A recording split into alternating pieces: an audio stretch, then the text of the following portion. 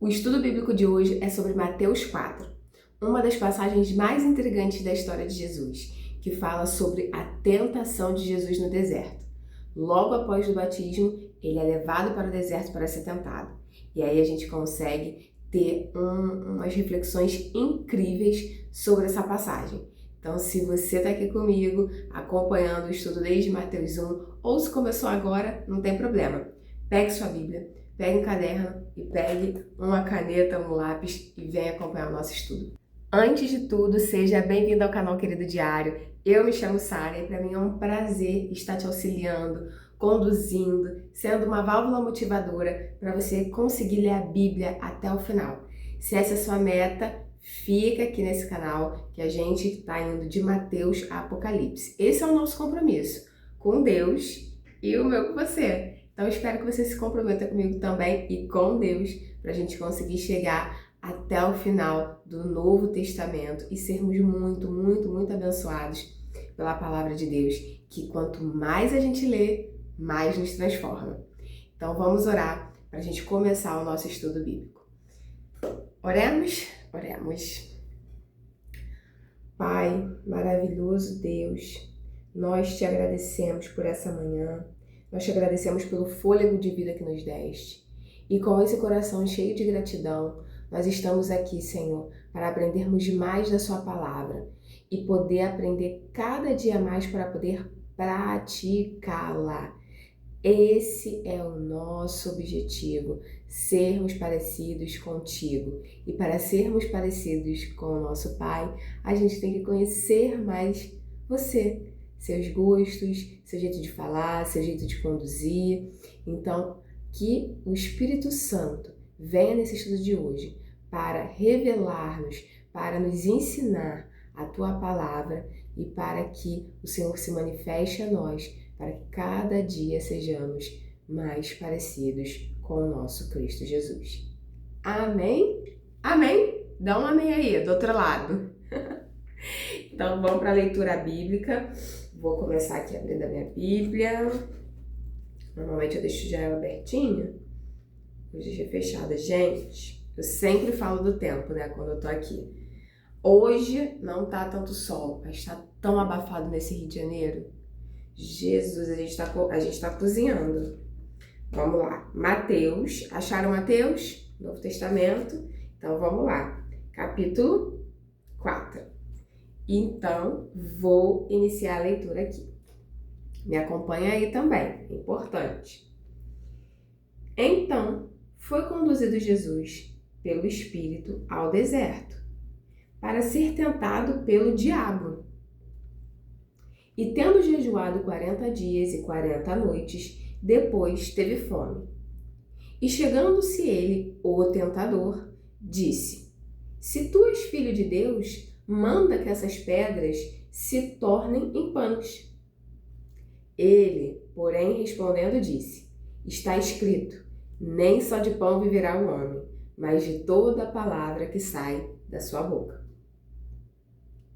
Então, o diabo o transportou à cidade santa e colocou sobre o pináculo do templo.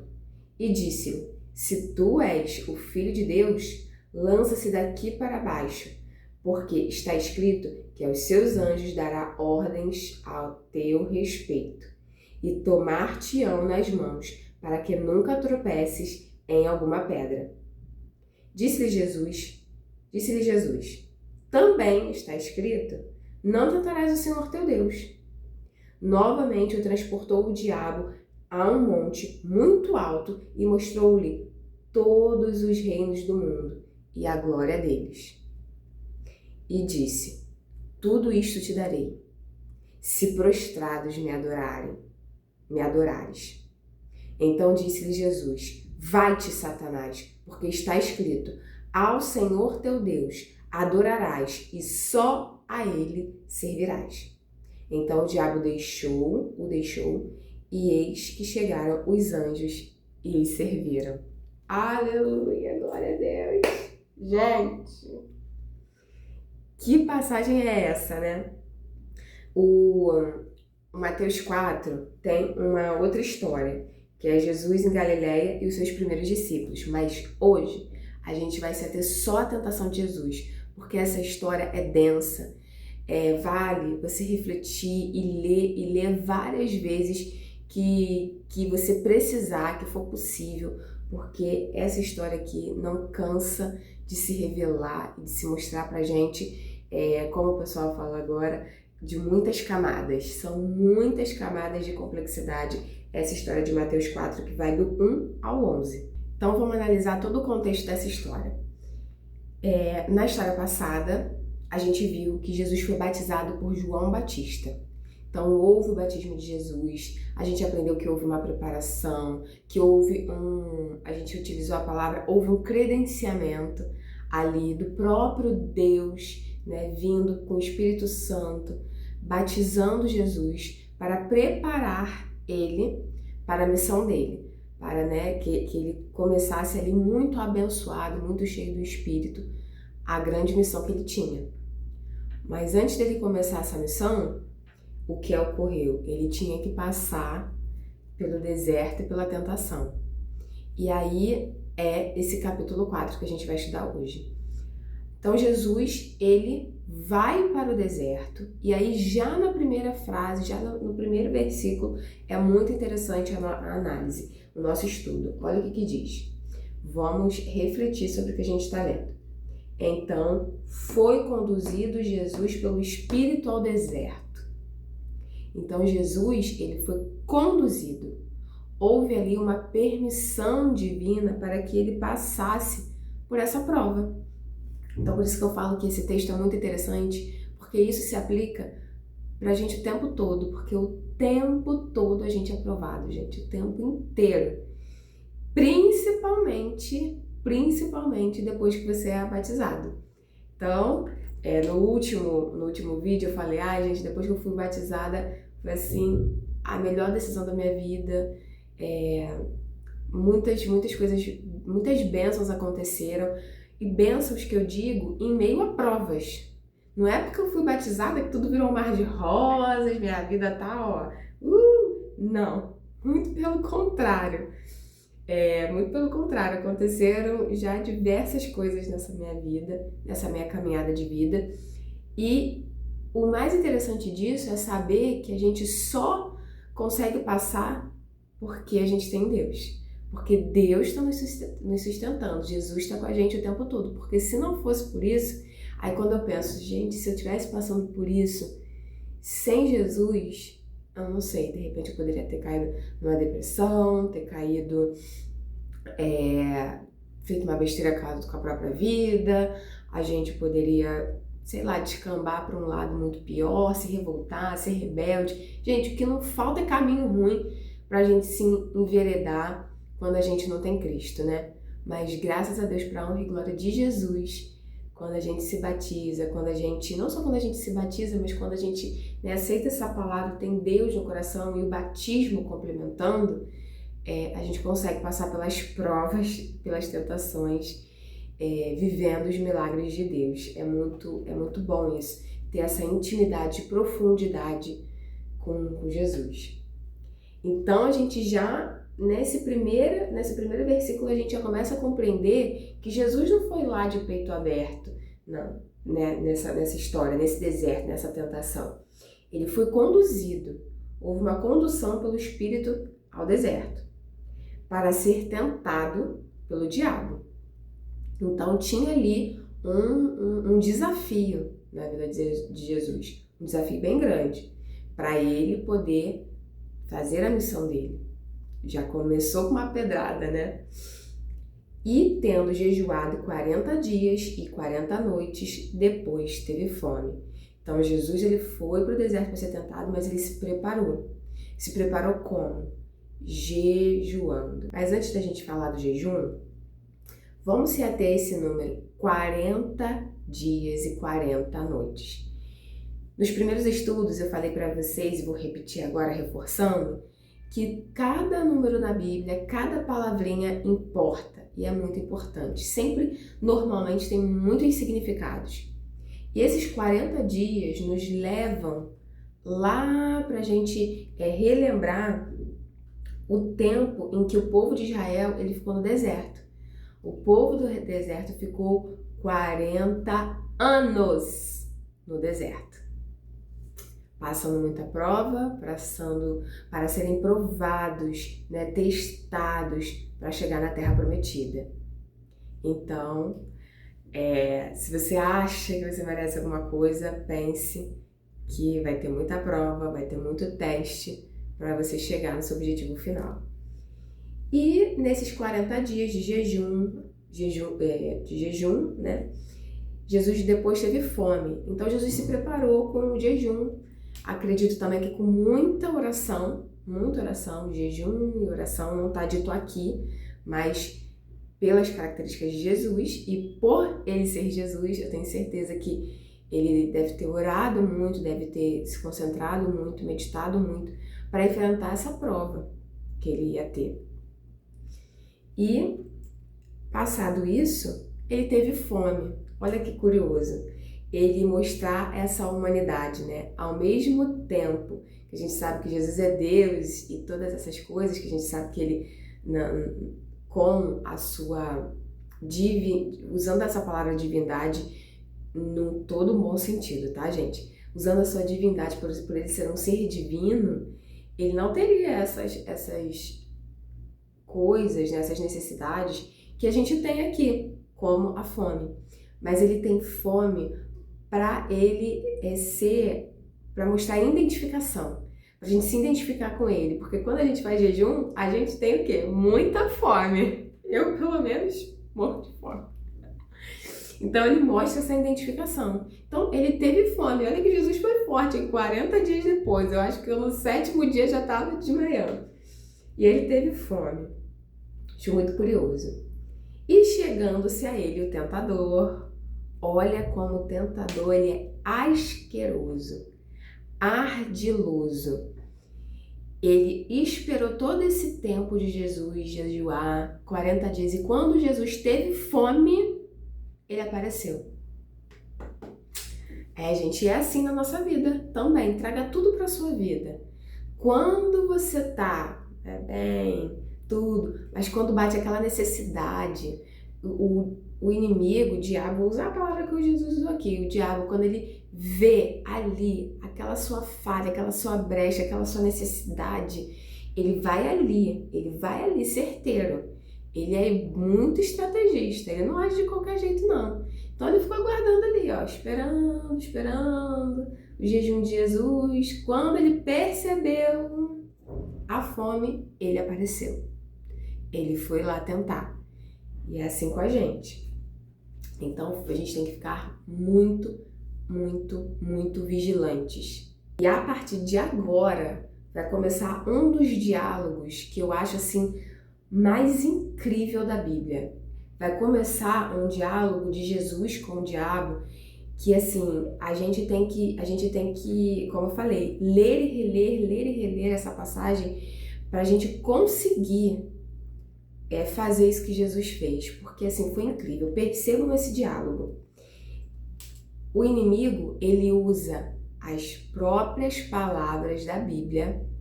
O inimigo vem usando a Bíblia do jeito que ele quer.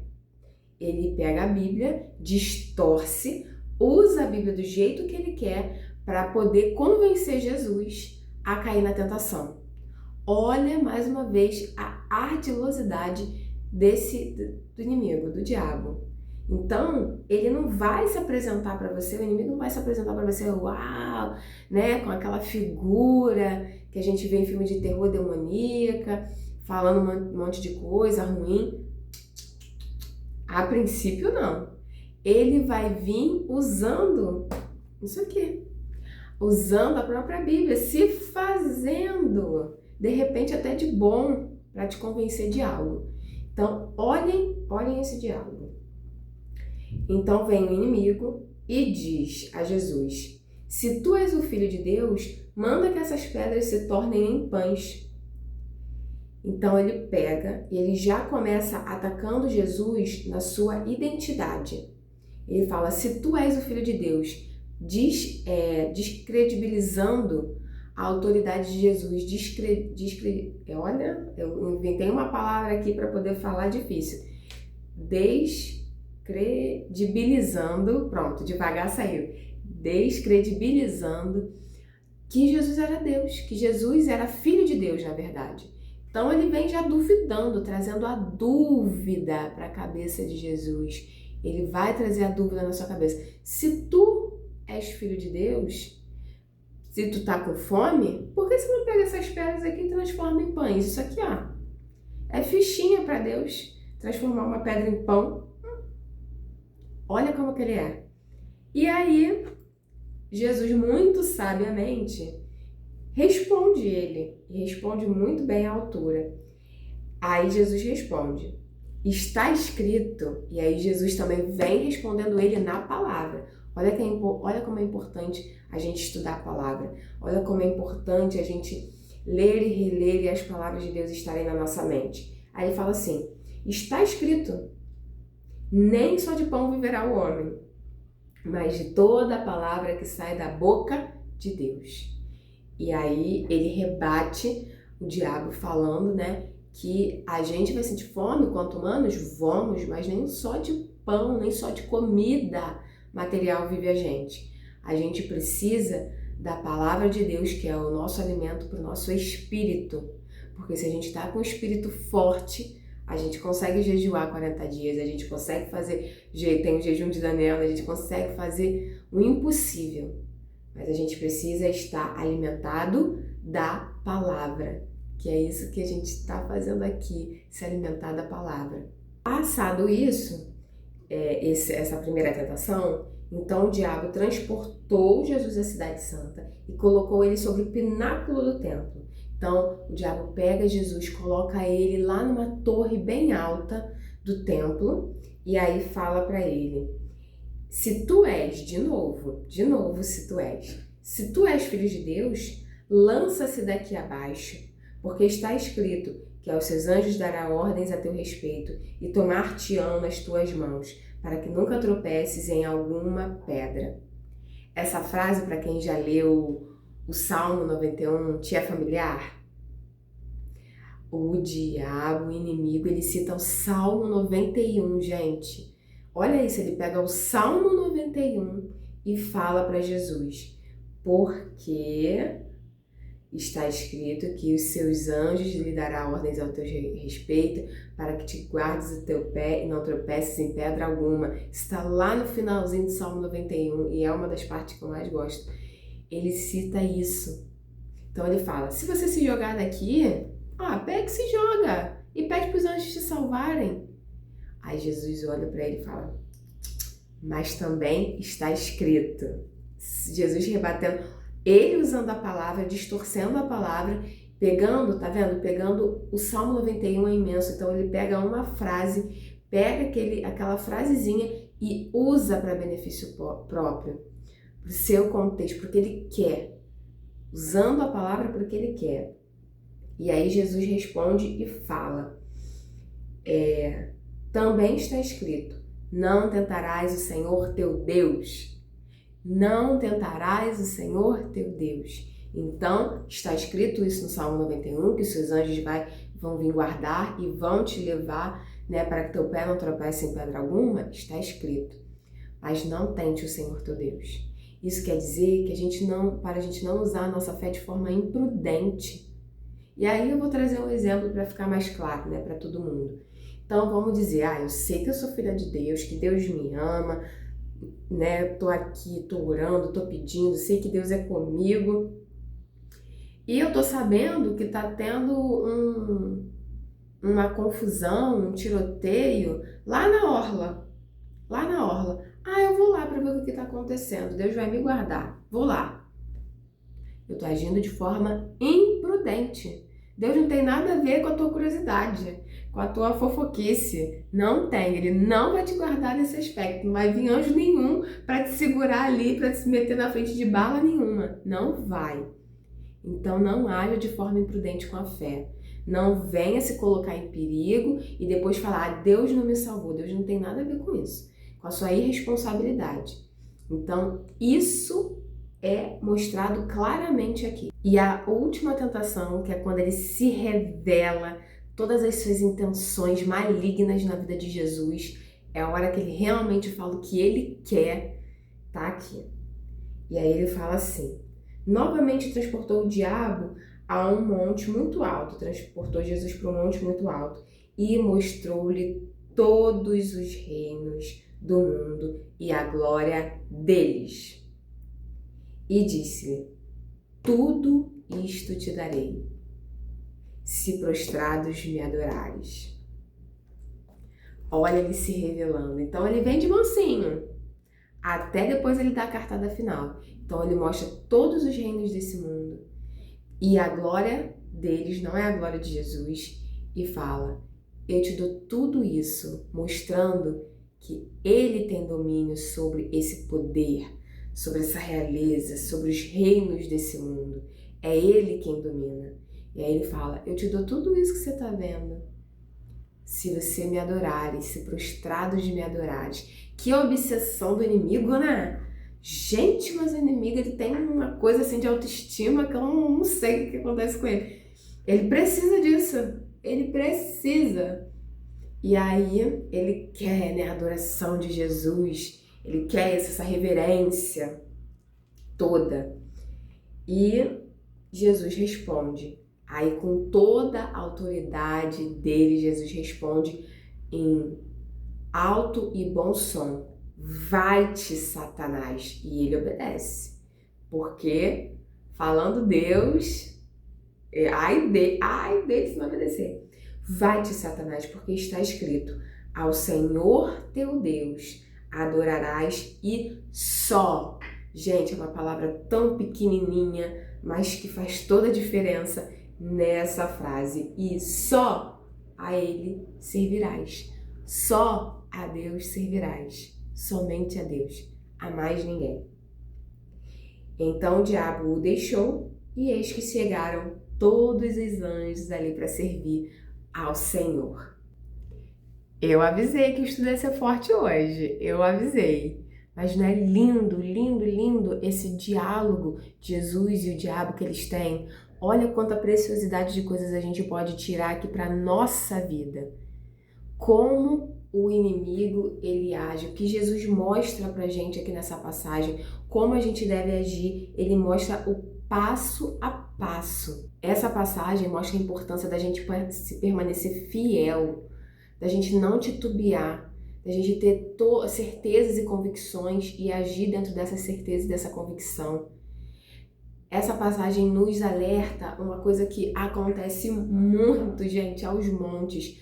As pessoas pegarem trechos da Bíblia, palavras da Bíblia e tirarem totalmente do contexto, tirarem assim totalmente do objetivo bíblico e de Deus, da palavra que o próprio Deus deixou pra gente, tirarem totalmente aquela intenção divina de Deus e colocarem benefícios próprios, interesses próprios nas palavras, entendeu? Então a importância da gente também não jogar só a culpa no outro, né? Falar, mas ele que tá usando a palavra fora de contexto. E a sua responsabilidade de conhecer a Bíblia, de conhecer a palavra, de buscar o Senhor. Então, essa passagem mostra essa dualidade o tempo todo, mostra isso o tempo todo, um usando a Bíblia do jeito que ele quer e o outro se defendendo com realmente base bíblica, sabendo como responder, sabendo como, né, se livrar daqueles ataques. Então, a sua defesa contra uma palavra da Bíblia mal colocada é a própria Bíblia bem interpretada. Então, gente, continuem nesse estudo, não desanimem, perseverem, porque isso só vai acrescentar na sua vida. Então, o nosso desafio é conhecermos a palavra profundamente, de forma profunda. Se comprometa com isso, para que você não se deixe ser enganado por interpretações superficiais e enganosas. E aí, o que Jesus nos ensina com essas 3 tentações? Que o inimigo ele vai te tentar dentro da sua necessidade, e isso ocorre muito, gente, dentro da sua necessidade, que foi quando Jesus teve fome, uma necessidade física. O inimigo foi lá e tentou.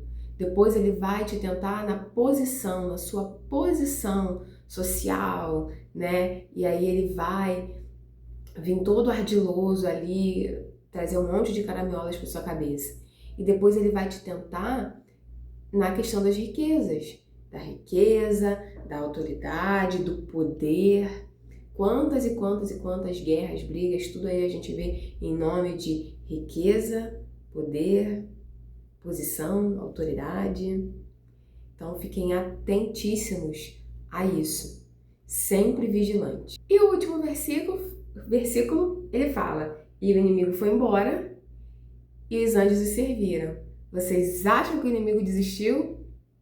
Ele só deu um tempo, ele foi embora, mas ele vai esperar outro momento conveniente para aparecer de novo, porque é assim que ele faz.